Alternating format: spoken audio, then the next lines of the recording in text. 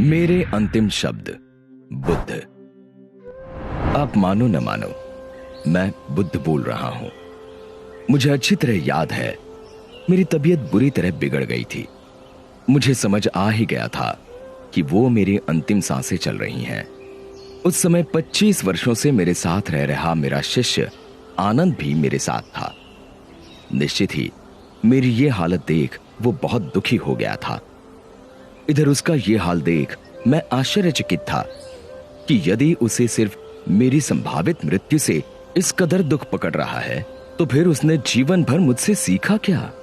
मेरे साथ 25 वर्ष रहने वाले शिष्य तक का यदि दुख से छुटकारा नहीं हुआ है, तो फिर बाकियों ने मुझसे क्या ग्रहण किया होगा? और मजा ये कि अभी मैं इस आश्चर्य से बाहर आया भी नहीं था कि आनंद ने मुझे दूसरे आश्चर्य में डाल दिया। उसने मुझसे पूछा, मुझे ऐसा सत्य दीजिए कि मेरा हमेशा के लिए उद्धार हो जाए। अब मैंने क्या जीवन भर असत्य कहा था, जो अंतिम वक्त कोई महान सत्य अपने प्रिय शिष्य को देकर जाता? और फिर मैं किसी को सत्य देने वाला कौन? मैं तो सिर्फ राह दिखा सकता हूं। बाकी तो सही मार्ग पर चलकर सत्य मनुष्य को स्वयं पाना होता है। किसी मनुष्य के पास किसी को कुछ देने की या किसी से कुछ छीनने की क्षमता ही कहां होती है।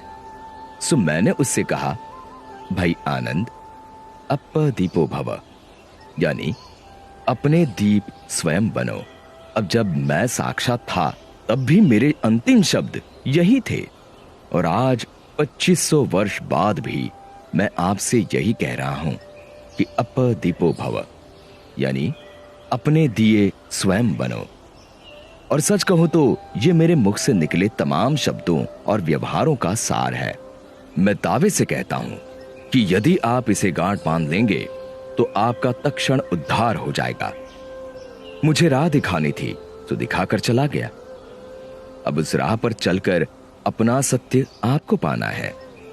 इसमें मैं कुछ और नहीं कर सकता। सोचो ये कि जब मैं साक्षात था तब कुछ नहीं कर सकता था, तो अब मेरी मूर्तियां या मेरे जैसे वस्त्र पहनना क्या कर लेगा? सो इन सब नौटंकियों से छूटो और स्वयं को भ्रम में डालने से बचो। सीधे सीधे मेरे बताए मार्ग पर चलकर अपने जीवन का सत्य खोजने में लग जाओ।